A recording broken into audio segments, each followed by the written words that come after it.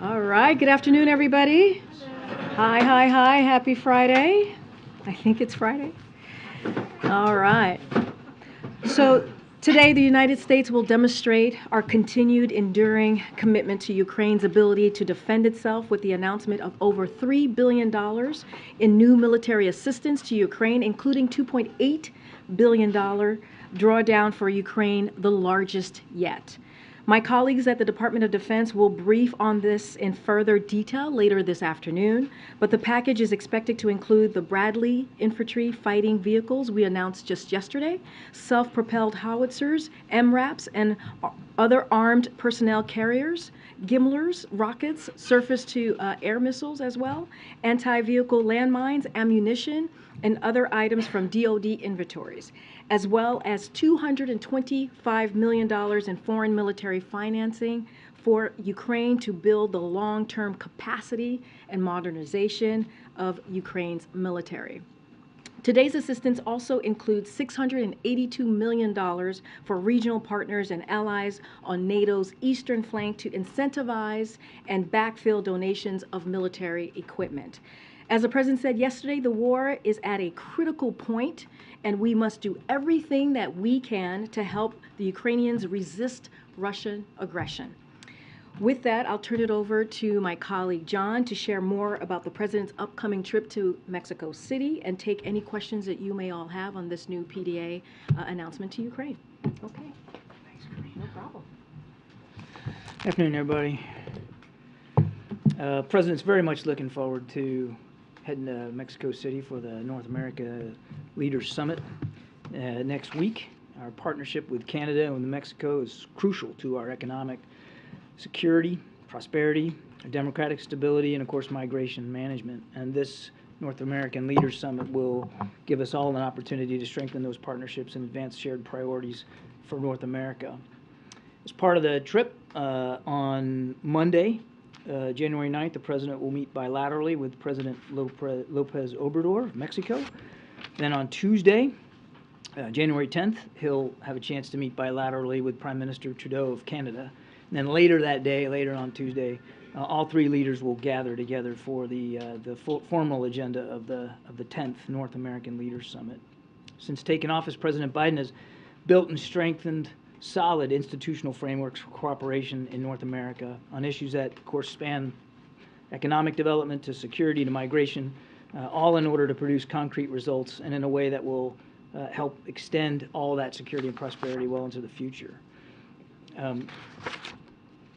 As an example, quite frankly, of the strong cooperation that we have in the region on migration, we've implemented innovative approaches, just particularly with Mexico, to help address the challenge of irregular migration, which have led to some significant progress. And I think you saw yesterday the President talked about this, as well as Secretary Mayorkas, and refer you back to their comments about some of the new policies and initiatives that are in play to both expand legal migration and pathways to legal immigration, as well as to crack down on enforcement. Now, we're also making strides alongside our partners to address the significant drug issues around the border, particularly with respect to fentanyl, and seizing record levels of that before it enters the country. In fact, since August of last year, Customs and Border Patrol agents have seized more than 20,000 pounds of fentanyl. It's an ongoing effort. It's not something you can ever take your foot off the gas on, and we're going to continue to do that as well, and that will be certainly part of the discussion down in Mexico City. In fact, as you know, the North American Drug Dialogue, which includes efforts to increase information sharing on precursor chemicals and strengthening our public health approaches for prevention, harm reduction, treatment, and recovery services, has been very successful, and again, we're going to continue to work on that. Redoubling our efforts to address climate and environmental challenges by undertaking efforts to reduce methane emissions in the waste sector and decarbonize public transportation also will be on the agenda here at Mexico City, as will strengthening and expanding North American supply chains for semiconductors, critical minerals, and electric vehicle batteries. All these investments in North America will benefit the United States. And by taking advantage of game-changing legislation under the Biden administration, including the Inflation Reduction Act and the CHIPS and Science Act, President Biden will use this North America Leaders Summit to keep driving North America's economic competitiveness and help promote inclusive growth and prosperity. So very, very exciting couple of days in Mexico City. The President's very much looking forward to that, and happy to take some questions. Thanks, John. Can you talk about any national security implications of the fact that there are no members of the House who are sworn in at this time? We have vehicles to continue to communicate with both chambers of Congress, and that communication will continue throughout the foreseeable future. So there's no particular worry or concern that national security will be put at significant risk here, because we do have ability to continue some level of communication. But there are members who have said, for example, they can't get a security clearance right now, so they can't receive classified briefings. Sure. They've sent requests to various agencies like the IRS. They've been told they have to wait until they're sworn in. So what kind of impact does that have on the government's ability to function? Well, there's obviously going to be some impact here as new members are waiting to get cleared and get committee assignments and all that. I don't want to suggest that there's not going to be any national security impacts. But in terms of the American people worrying about whether the federal government and this administration can continue to look after our national security interests, that should not be an overriding concern. There are vehicles and ways in which we can continue to communicate key priorities and developments. Even such as the notification over this presidential drawdown package that Karine just announced. All that was done, appropriately. So that work will continue. Mm-hmm. Thanks, Karine. Can we talk about why is now the right time to send Bradleys to Ukraine? Obviously, the Ukrainians have been asking for them for some time. Is there any kind of new security threat that's motivating this? So the aid that we provide Ukraine from a security perspective is very much in keeping with two things. One, the needs that they have in the moment and our ability to provide those capabilities to them, but also taking a look at what the fight is likely to be going forward. Now, in recent weeks, we've all been very focused, rightly so, on what was going on around Kherson down in the south. But the fighting in the east, particularly the Donbass region, has been particularly vicious in recent weeks. And we see every indication that the Russians continue to want to propagate their efforts in the Donbass, particularly around Bakhmut. And we've talked about that, I think, at some length. And that area of Ukraine, it's a lot of farmland, a lot of open ground, and it lends itself well to the kinds of capabilities that are in this particular PDA package. And the Bradley fighting vehicles are very significant in terms of being able to do what we call combined arms maneuver warfare. You might remember the Pentagon just recently said they're going to start training at a battalion level Ukrainian troops outside the country on combined arms maneuver, because that's really what they need to help continue to improve their ability in that area of Ukraine. So it's very much tied to the war that we're seeing on the ground right now and what we anticipate we'll see throughout the winter months.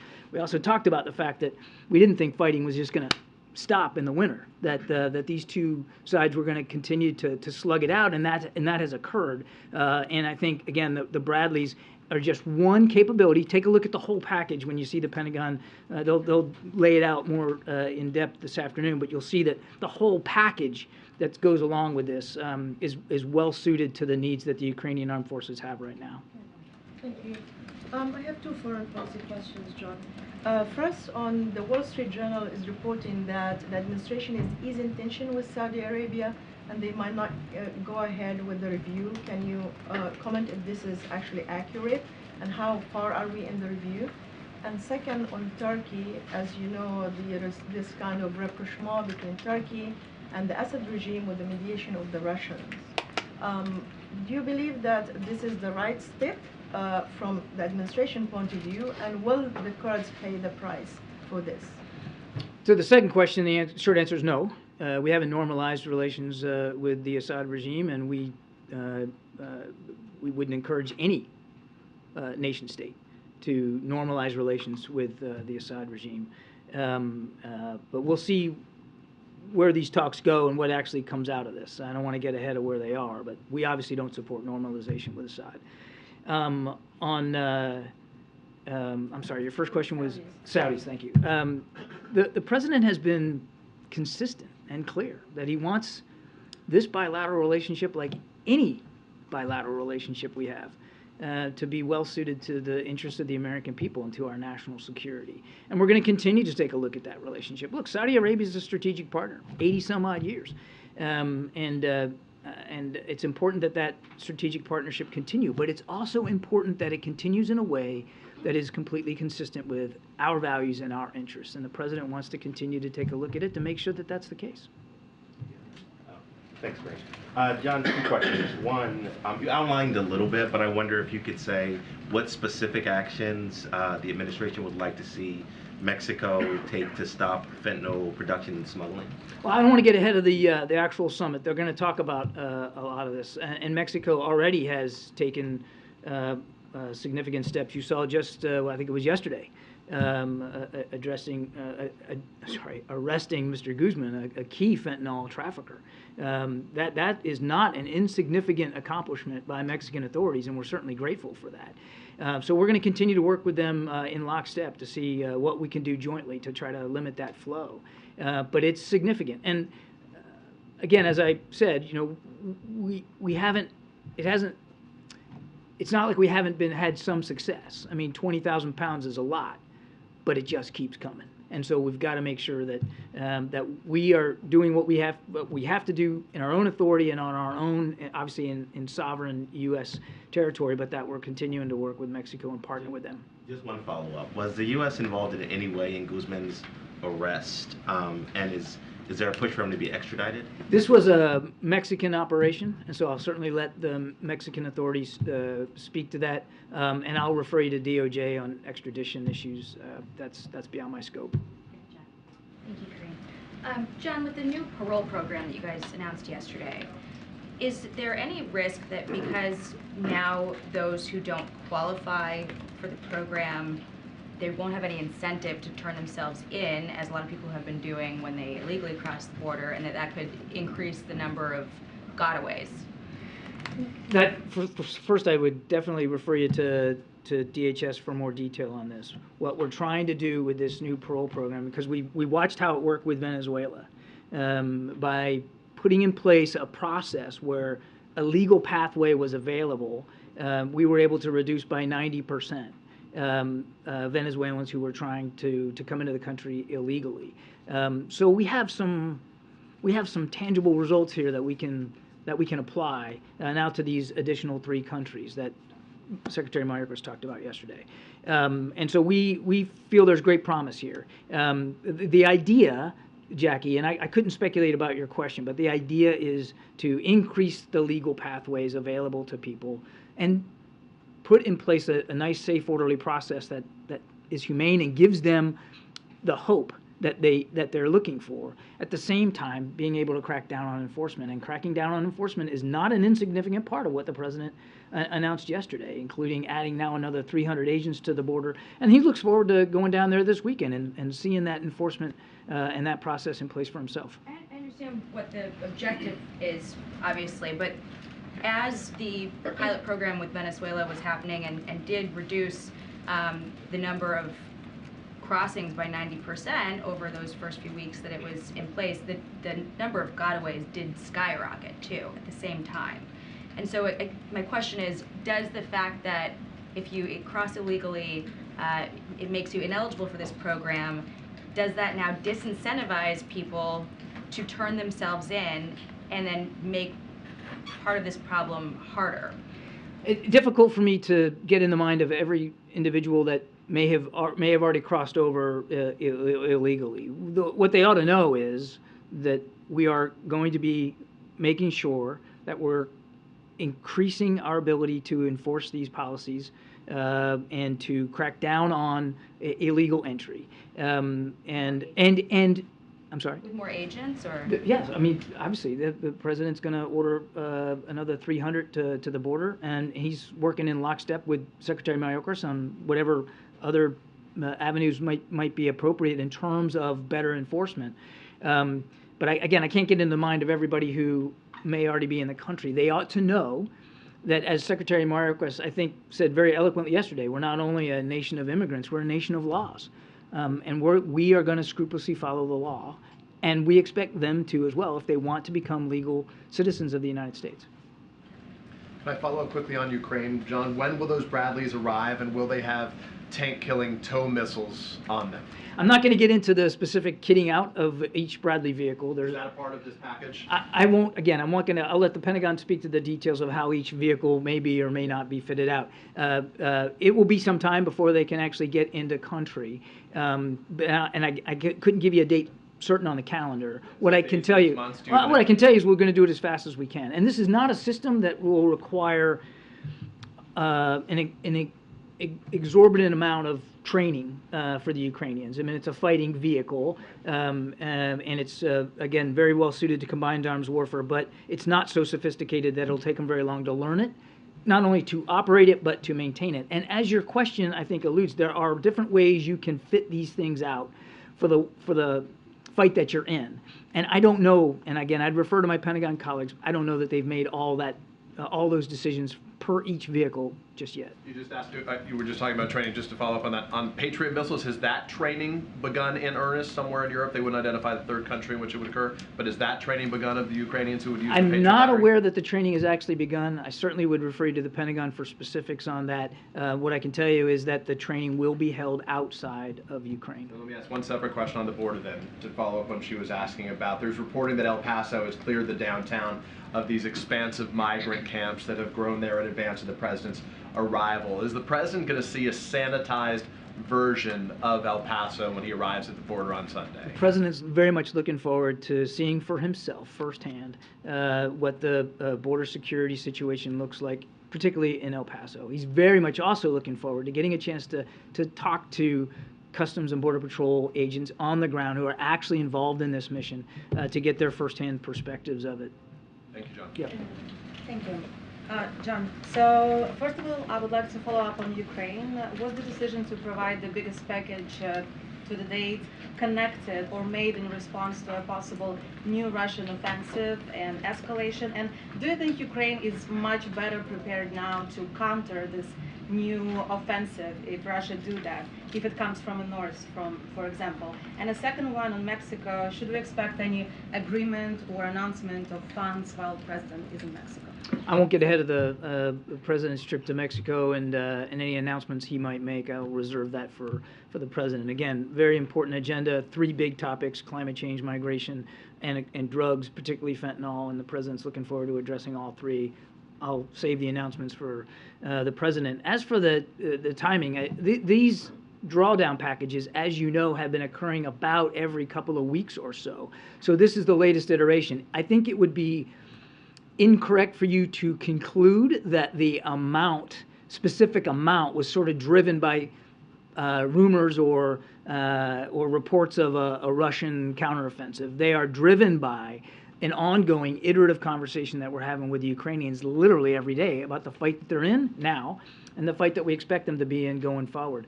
We said, as I said earlier, we said weeks ago, we did not expect the fighting to stop in the winter. It hasn't. In fact, in some places, it's become even more vicious, Donbass particularly. And so we want to make sure that the Ukrainians are well kitted out and well suited for the fighting that they're going to be facing in the next couple of months. Do you think Ukrainians are better prepared now to counter? The Ukrainians have better prepared. They are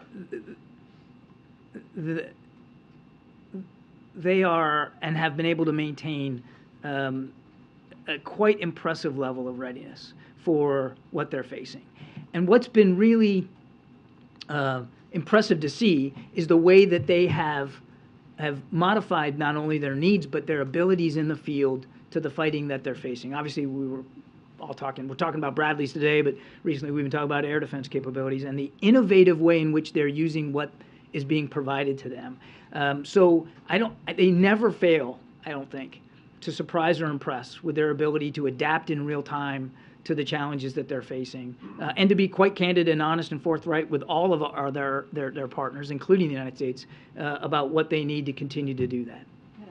John, I have 2 questions for you. The first one is following up on Nancy's earlier question about the national security concerns or potential concerns as there remains no Speaker of the House and not a functioning House of Representatives, would you be giving the same answer if this process were to drag on for a couple more days?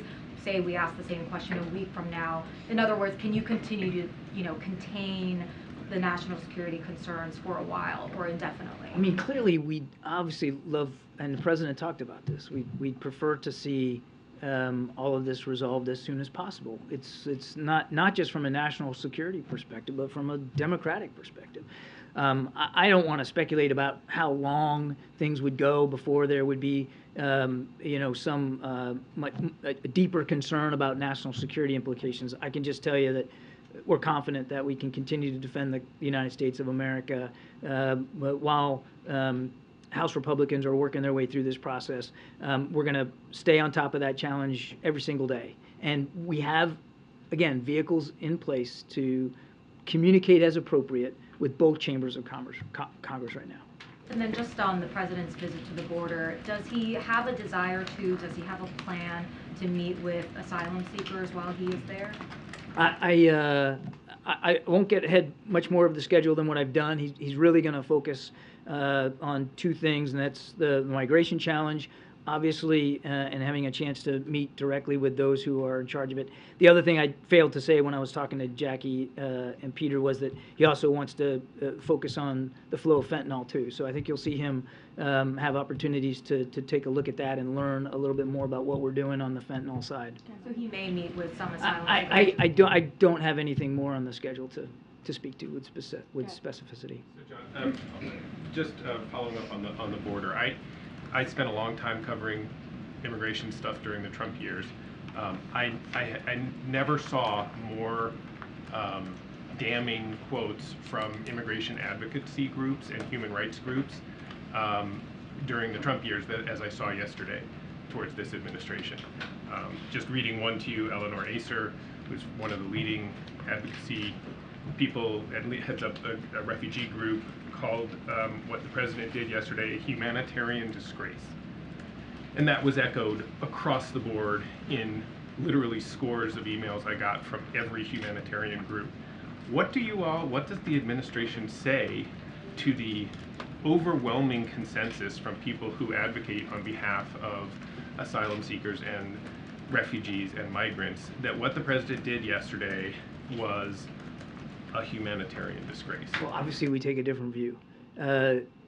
What we would say is that this is a president who understands that safe and legal immigration into this country is a key cornerstone of our own security and prosperity, and that he is advancing ways to improve those legal pathways to entry. I mean, he dramatically increased the number of refugees that we're willing to take in from nations in the hemisphere. He also improved the process by which people seeking asylum can do that in, again, a legal, safe way. And we're also obviously have to make sure that it's legal migration we're focused on, and that the illegal migration is curbed as best as we can through more stringent enforcement mechanisms. So it's a balance, and the president's trying to strike that balance. But he is, and I think you saw it in all the initiatives that were announced yesterday. I mean, there's striking that balance. You can't forget that we do, as a nation of immigrants, have an obligation to provide better tools and pathways for them to come in. I'll say this. On his first day in office, he put before Congress an immigration reform bill that has yet to be acted on. We are dealing with immigration laws and processes that are decades old, Michael, decades old. So the answer to the critics is, first of all, we obviously take a different view in terms of the president's priorities. And if you take a look at the package, you'll see that it is very humane in its structure. But we've got to have the help from members of Congress, and this is not something that he hasn't focused on. In fact, he has been focused on it since the very first day. Do you understand their points? Thank you, Karine. John, the parole program obviously was designed to address nationals from Haiti, Cuba, Venezuela arriving at the southwest border, but as you know, a lot Cubans and Haitians in Haitians. particular Yeah. are crossing the Strait of Florida. Strait by sea. Very dangerous journey. Incredible. How does this plan at all address those individuals? What should the individuals considering that path take from yesterday? Secretary Mayorkas talked about this too yesterday, and obviously our message to them is don't take that journey. I myself have sailed those waters, and it can be treacherous, particularly at this time of year. And if you're in an unsafe craft or a craft that's not made for those seas, it's very, very dangerous. So the first message is don't take that journey. There are legal pathways. The president is opening up more for people from those countries to get in to the United States, and we want them to use those legal pathways, which we are now again improving. Well, those individuals, they're not going to be removed to Mexico, for example. So, are they more likely to get an interview based on a credible fear claim if they make that journey? That's the question that a lot of these individuals are asking. Again, I'd refer you to DHS for more detail on this. I'm not an expert on that particular process. We want people to use, and of course, Secretary Mayorkas talked about this yesterday. Now, you know, there's a new app here in place for people to be able to apply appropriately for asylum specifically. And if you choose not to try the legal path, then the United States will, as Secretary Mayorkas said, use the tools at our disposal, tools which are old, but tools that we have to stop your entry into the country. Thanks, Karine. John, on Mexico, the U.S. energy industry feels that the administration is dragging its feet on negotiations over Mexico's potential trade violations. Has the administration considered taking the step of calling for a panel to resolve that dispute, and should we expect any resolution on that from the leaders next week? I don't have any information about a panel that would be stood up. Again, I don't want to get ahead of the president, but clearly trade issues will be on the agenda next week. And one follow-up to my colleague's question on another Russian offensive. Switching topics, what is the U.S. assessment right now of the potential for another Russian assessment as Ukrainians fear? Our assessment of another Russian assessment? I'm sorry, I meant to say offensive. Offensive. Yeah. Assessment of an offensive. Very eloquently put. Not really. I was trying to throw you a bone, buddy.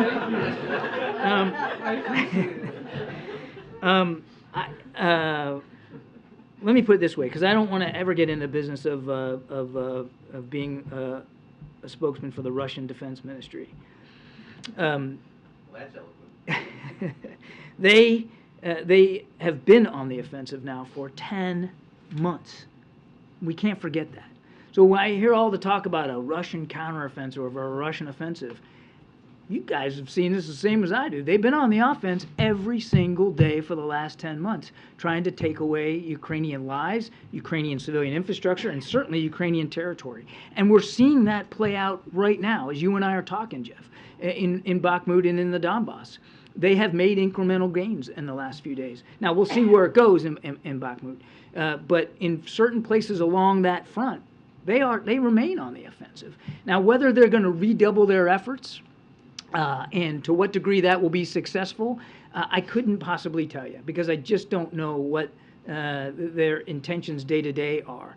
That's why it's so important that we continue to support Ukraine in the way that we have been. The package that Karine just announced, biggest one ever, but I invite you to take a look at what's in it. And you'll see that we really are trying to tailor the support we're giving to Ukraine for the fight that they're in and the fight that we expect them to be in over the next couple of months. And we certainly expect over the next couple of months that the Russians aren't just going to throw up their hands and stop or just dig in. Now, there are places along the line where they are. Down in the south, they've largely assumed what we would call a defense in depth. They're not really on the move too much. But that is not the case in the northeast, up in the Donbass region. So, again, I won't speak for their specific tactical plans, They have remained on the offense in places in Ukraine. We think that that's going to continue, certainly for the next couple of months, and that's why this package was so important today. Mary, last question. To follow on Michael's question about the pushback that the president's immigration plan is receiving, I guess to put a finer point on it, one of the central criticisms is that the administration is expanding Title 42 while also claiming to be preparing for it to end.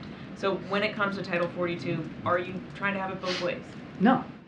I mean, right now, Title 40, first of all, the Title 42 is a public health order. It's being used and was used by the previous administration as an immigration policy. It's not. What we need is real immigration reform, and for that we need legislation that we have sadly not seen. It is not designed to be and shouldn't be used as an immigration policy, but we, in anticipation of it going away, and being able to make sure under Title VIII we can do the kinds of enforcement activities and mechanisms we need. Yes, we are looking at expanded enforcement temporarily under 42 with the expectation fully that it will go away. And that expansion, I beg you to keep in mind, is in response to literally a historic, unprecedented level of migration from south of us in this hemisphere. I mean, people that are escaping intolerable circumstances in places like Nicaragua and Venezuela, Haiti, so we do need to keep it in perspective. The numbers and the scale of the migration challenge is really not something we've seen anytime in the last 100 years or so. And just one more on this. Mexico has now agreed to take 30,000 migrants from these 4 countries who attempt to cross the border illegally. Right. Did the U.S. provide, or are we providing any assistance, any aid to Mexico to deal with that influx? I'm not aware of any specific infrastructure improvements or that kind of thing, but I'll tell you what, I'll take the question and ask because I just don't know. I'd also refer you to DHS on that. All right. Thank you, guys. All right. Okay, guys. All right, just a couple of things, and then, as you know, we have an event that the president's doing, so I want to lay this out for all of you. So 2 years after the assault on the Capitol, the president will host a ceremony at the White House where he will deliver remarks and award the Presidential Citizens Medal to individuals who made exemplary contributions to our democracy surrounding January 6, 2021. These heroes demonstrated courage and selflessness during a moment of peril of our nation. They include Capitol Police, Metropolitan Police, election workers, and officials at the state and local level from both parties.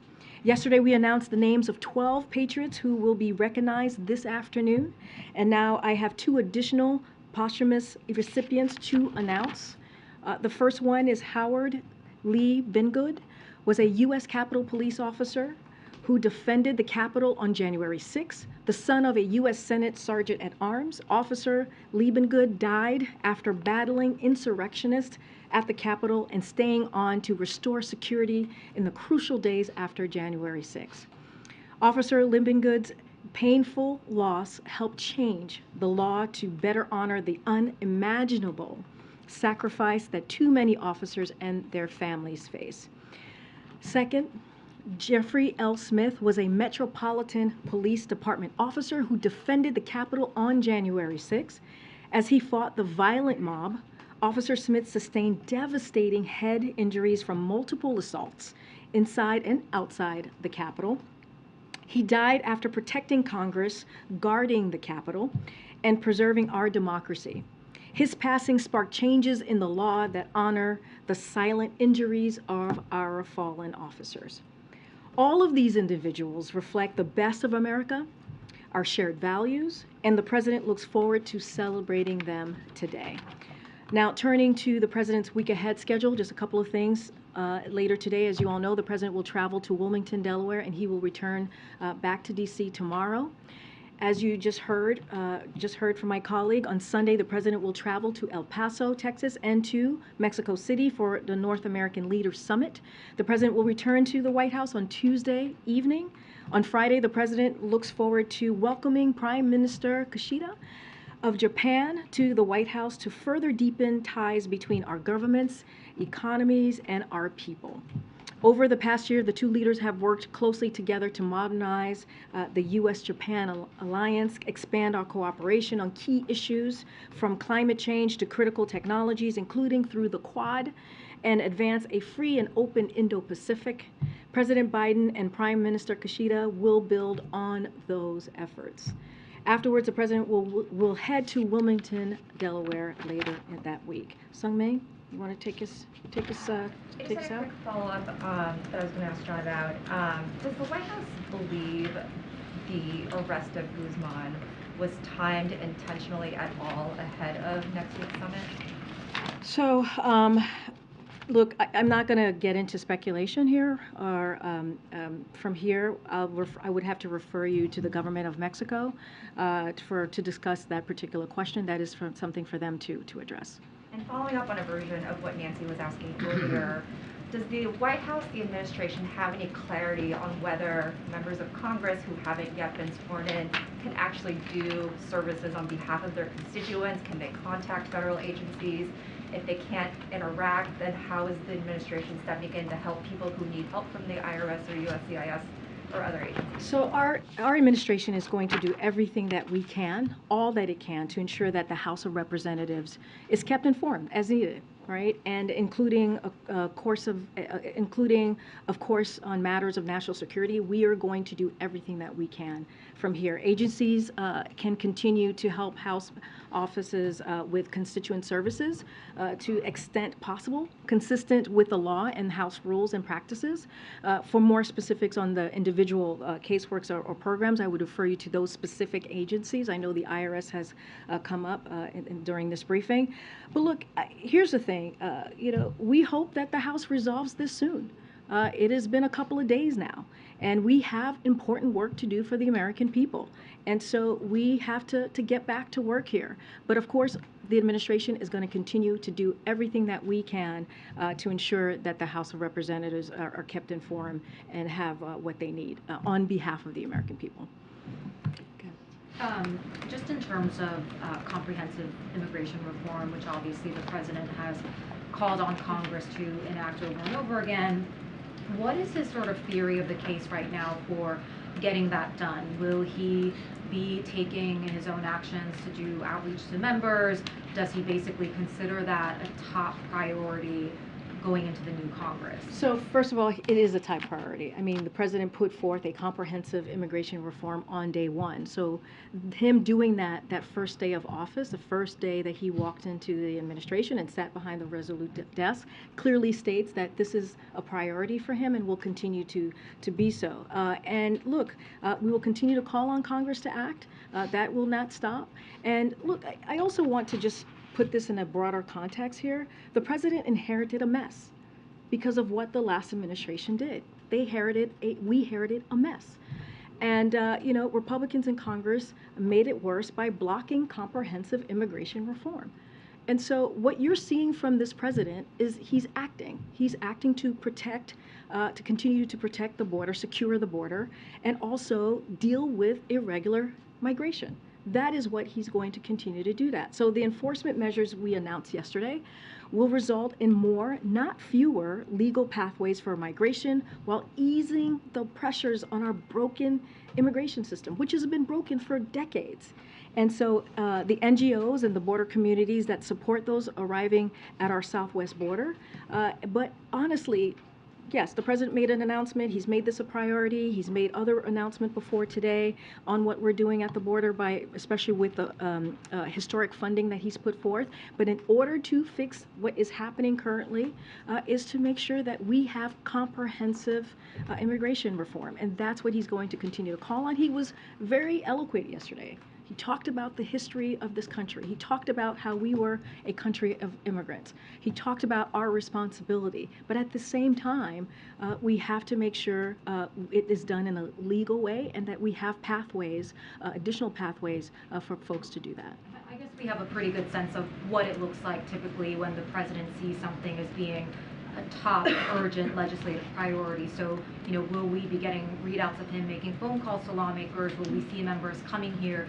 Will he sort of throw everything he has at this problem that he says he wants to get fixed? So look, there's been many initiatives that we have gotten done, especially historic pieces of legislation that the president has done in the past 2 years, that we haven't laid out everything, right? If we think about the Inflation Reduction Act, we didn't lay out every step of who he was talking to. Matter of fact, most of you all were surprised when that was announced, the Inflation Reduction Act was announced. So look, the president's going to continue to have conversations with members of Congress. His team will do that on an array of issues that matter to this White House, and it matters to this White House because it matters to the American people.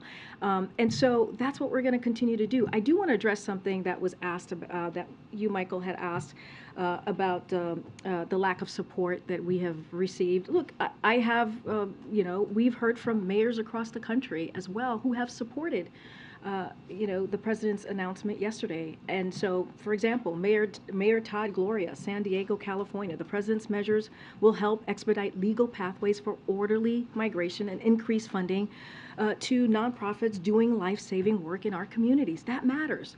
Mayor of San Antonio, Texas, in lieu, and this is Texas, in lieu of much-needed congressional policy, as I've stated, which is so important, and he tweeted this, the president, new action humanely addresses the influx of asylum seekers entering the U.S. Eric Adams, as Mayor Adams, who has been critical, right, of us, said it's an important positive step. And so, and I have a few more, the Denver mayor, the Washington, D.C., Muriel Bowser, and also Mayor Lightfoot. They all have said they support the president's actions, and I think that's important to note as well. Look, we know there's more work to do. We absolutely know that. And what the president is doing is he's using the tools in front of him right now to address a really critical and important issue. I guess if I could just, I'm sorry, Sure. but since you've raised Yeah, I know, since I called you out, Michael. I mean, the advocacy folks in the community of people who are lawyers and advocates and humanitarian experts, what they would say is the president is using the tools, and he's using them in a harsh and unbalanced way. I mean, I think John referenced the trying to balance these issues, and yes, that's true. But they would argue that the impact in terms of sort of the long-term functioning of the asylum process in the country is extraordinarily negative, and lawsuits are going to be filed in the same way that lawsuits were filed against the Trump administration over and over and over again about their immigration policies, but this time it'll be against you guys, and I guess I just that puts this president who spent so much time on the campaign trail talking about how he wanted to be different than Donald Trump when it came to immigration issues. I mean, it just puts you guys in a really awkward place, doesn't it? I have to say, Michael, I understand what you're saying, but I do take I do take issue with comparing us to Donald Trump, who, no, I know you are the messenger and you are giving me the information. I am responding to what you just said, which is you're talking about an administration who had a policy, right, that tore babies away from their moms, from their parents, from their families. That was the the last administration, that president's philosophy or policies, and that's what they did. And this is not this president. And just want to list out a couple of things what this administration has done. It's increased work visas, including H-2A and H-2B visas for Central America and Haiti. It restarted the Central American Minors Program, expanded parolee programs for Venezuela, Nicaragua, Cuba, and Haiti, as we've been talking about these past few minutes, expanded refugee admissions in the Western Hemisphere, significantly expanded TPS for Venezuela, Haiti, Nicaragua, and many more, and created reunification parolee programs for families from Haiti and Cuba. These are the things that the president is trying to do to make sure we are doing this in a humane way. Now, is there work to do? Is this just one step? Yes. And we are going to continue to work with Congress to make sure that we are truly fixing this problem. I'm going to continue to go around. Go ahead. So I wanted to ask about how the White House is looking at what's happening in Congress right now in terms of the prospects of potentially raising the debt ceiling and then even further potentially forgetting even government spending deal next year. So look, as it relates to the debt limit, our position has been very clear here. We have said that we should not be using the debt ceiling as a matter of political brinksmanship. We've been very clear. If you look at what Republicans in Congress did three times during the Trump administration, is that they were able to deal with it in a way that was responsible. Right? They voted 3 times, again, to lift the debt ceiling. And so Congress must, once again, be responsible. They must address the debt ceiling. It is a shared responsibility to pay previous debts made by presidents and Congress on both sides. This is not a partisan thing. This should be a bipartisan effort. And we're talking about including that $8 trillion in debt from the last administration. So again, and let me add, and you've heard the president say this, you've heard me say this is a president that has lowered the deficit in the largest one-year reduction in U.S. history. So he is putting forth pieces of legislation that is lowering the deficit. So we are doing it in a responsible way, and we are asking Congress to do the same. Yes, you announced just a few minutes ago that 2 additional officers were going to be awarded medals posthumously. Why were they announced today and not yesterday? No particular reason. We just wanted to make sure that we were able to have something to give to all of you in the briefing room, but there's no particular reason. We've been talking to families, talking to individuals about what we were trying to do tomorrow, right? Today's Friday, on this really critical, important day, on lifting up and honoring the heroes. There's no particular reason, but wanted to give you all an opportunity to have a little bit of news in the briefing room. No. We wanted to make sure that we gave you guys a little bit of a news ahead of the event, but also we've been having conversations with families all through this week, and wanted to make sure we did this in a fulsome way, in a real way, that we captured as many people as we can. And we're not going to capture everyone, right? But our team has been having those conversations, again, with family members, with individuals, and these were 2 people that we wanted to make sure that were recognized. And so we decided to do this in the briefing room today ahead of the 2 o'clock. And regarding the Mexico trip, the Mexican government is very excited that President Biden will be flying into the new airport that Mexico's president is very fond of and really trying to promote. I'm just wondering what was involved in the decision and whether agreeing to fly into that airport is diplomacy in action or something else? Oh, well, it's always diplomacy in action, right? Our diplomacy, our relationship with Mexico, one of our closest neighbors, is very important to this president. We have been working together with the government of Mexico, at least with this administration, this past 2 years. I don't have any specifics to lay out how it happened and the magic behind the decision. But again, I think it shows how important that relationship is, and also, how we're looking to strengthen that alliance as well. Okay. Hi, thank you so much. To me, or? I've never. Camila. Camila. Okay. Karine, Hi. yes. Hi. So you addressed some questions about the border announcement yesterday. I wanted to ask about a particular component of it. We reported today that members of the Congressional Hispanic Caucus expressed serious concerns and frustrations to Secretary Mayorkas and some administration officials during a briefing yesterday about the announcement, particularly about this proposed regulation that would disqualify migrants from asylum if they enter the country legally and then not ask for asylum in a country like Mexico.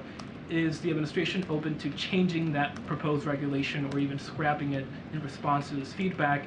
And can you respond to the accusations that this is very similar to what the Trump administration tried to do back in 2019 to enact a similar asylum restriction? So look, I just want to say this is just the beginning of the rulemaking process with the ample time for comments, further conversations and discussion. No new regulations have been issued, much less finalized. So I just want to be really clear.